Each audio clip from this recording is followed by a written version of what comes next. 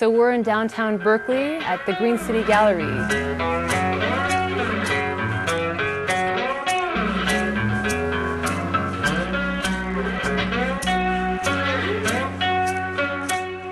Which is a gallery and a resource center for artists and activists and ecological designers and professionals. I'm a lead project organizer with Bay Localize, which is a nonprofit based in Oakland. We work on developing alternatives to fossil fuel dependency. The idea is how we can produce our goods and services within our own bioregion. We were looking for a demonstration project to help give us proof of concept for these systems that we're promoting. It took us about a month to come up with the whole idea, the concept of how we would use this space, which was basically an old stationery store. And so we came in here and made it into just an opportunity for people to learn and to see demonstrations of ecological design. So each of these systems that I'm about to show you guys is engineered and built by different members of Dig Co-op. This one right here, it's a mock-up of a green roof showing how you can actually have curvature on a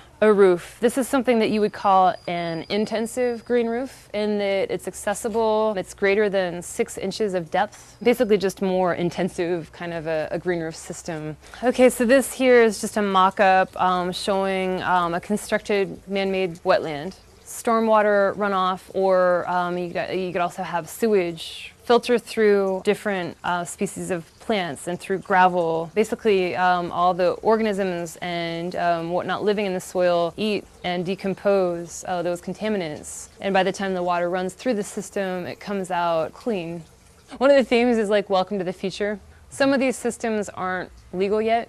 Like if you were to look at ponics, urine is also a fertilizer. It's a mineral for plants. Humanure, like they call it compost, which is like basically like using your waste stream as a fertilizer for plants in your garden. It's kind of like an emergency preparedness kind of a model.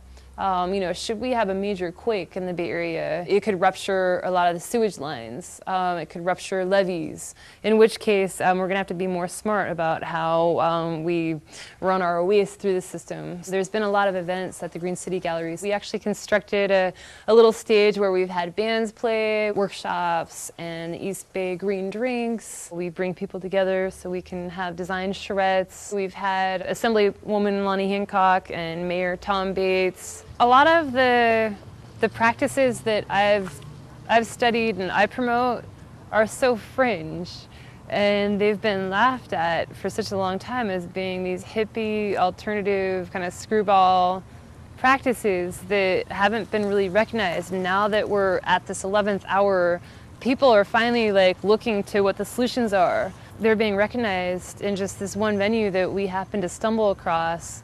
And it's just so powerful. I mean, I've seen amazing things happen just by the volume of people who come in here and the ideas that are exchanged and the opportunities that arise of people making business deals. It also excites me to see powerful people support these practices, like real estate developers, and how we're able to bring in our public officials and have them recognize something alternative like greywater system, which now has a really high permitting cost, which makes it unfeasible for your typical person to afford, and it helps our public officials see what the public interest is.